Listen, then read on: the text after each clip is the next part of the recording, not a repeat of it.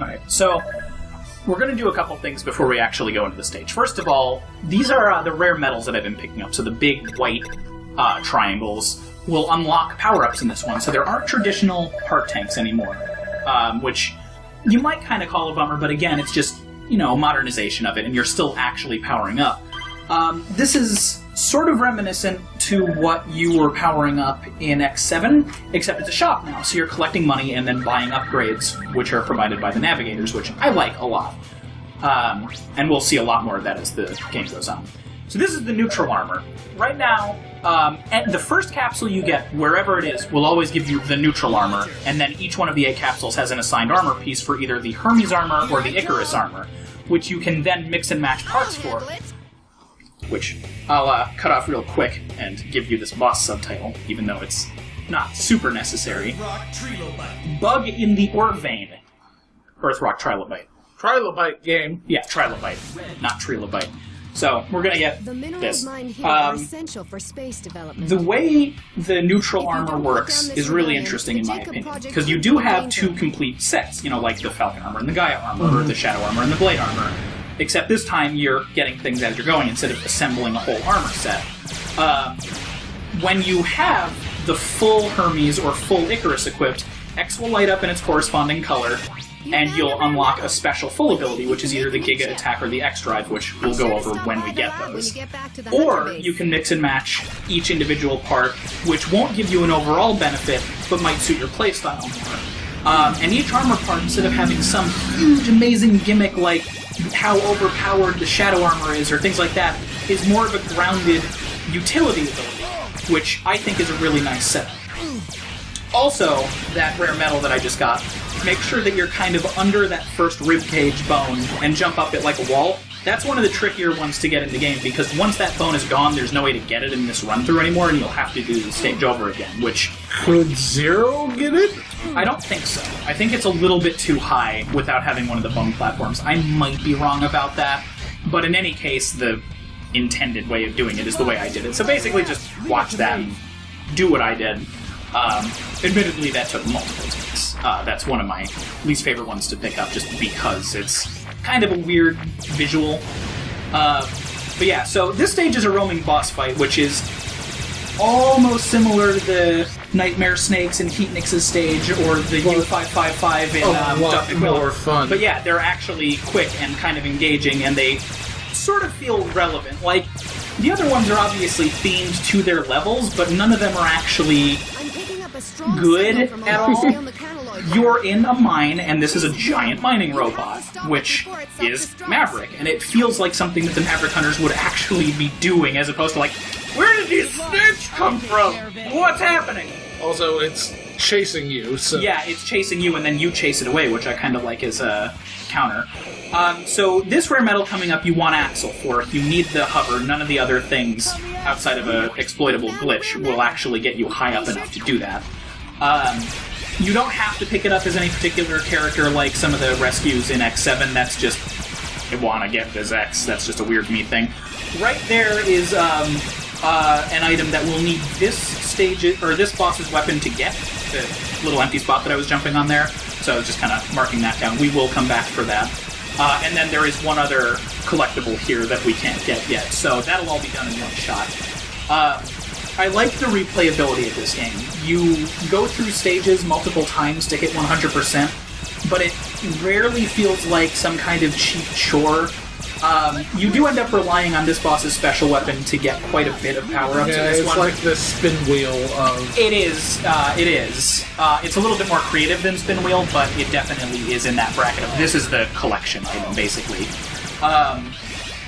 But I never really feel like that's much of an issue in this one because of the pacing of all of it, and the fact that you're encouraged to be going through and getting better high scores in general. Another change in this one is you can exit out of stages at any time, like even if you haven't beaten them. Right. So that's something that won't actually come up at any point, but you can quit at any time. And this is really cool. So this is another trap room. Like we'd already gone over that in the last episode.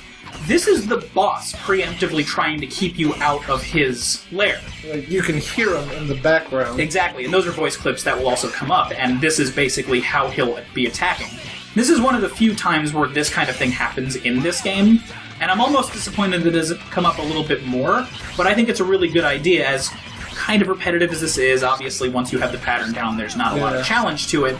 It's a really good idea. Yeah, I think these kinds of traps go a little too long.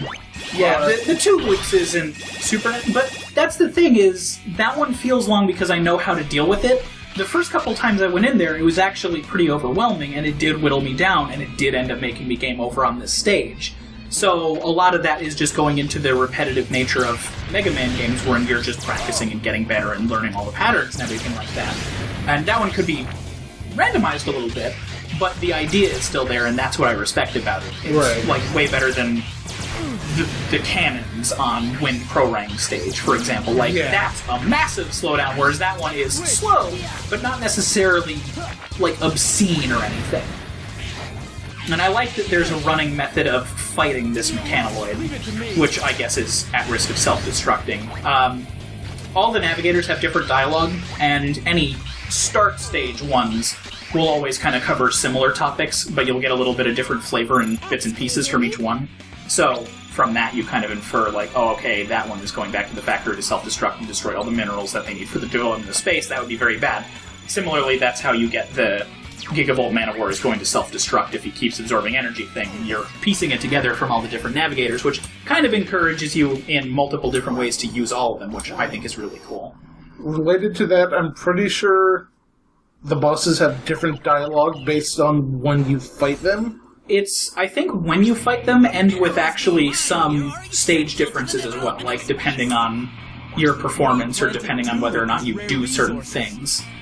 Even if I explained, I doubt a brainless maverick hunter like yourself could understand. You're also going to see a lot of recurring sort of snootiness, like elitism from the Mavericks in this one, which is warranted, and it all fits the lore, basically, which I really like quite a bit.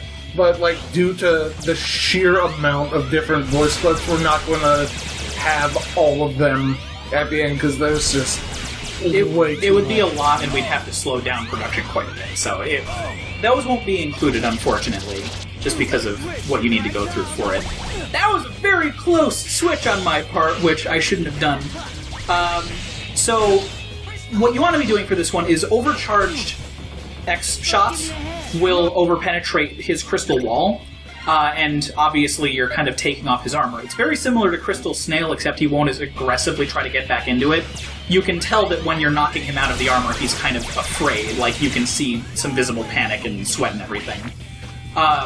And then this is his desperation move, which means once it's done, we'll be able to use the double attack on him. And we saw the fully charged shot for this buster a little earlier. Right, so the full straight beam is the Icarus full charge. It's very similar to that, actually, the double attack shot for X. It's listed as being very strong, and it is, but it puts you at a detriment against bosses because it won't hit quite as many times because of invulnerability frames, and it freezes you in place. So you can use it to hover in midair and things like that, but you're very vulnerable when you're using it. So that buster is strong because its middle charge shot is the standard full charge shot, but you need to be careful to not overcharge in the wrong situations, which can be a really kind of fun balancing act for buster duels. Right. Also, his weapon is really cool, and we'll be seeing a lot of it, so no worries about that. That looked like a hard fight, but there was never any doubt that you'd come out on top. Oh, thanks.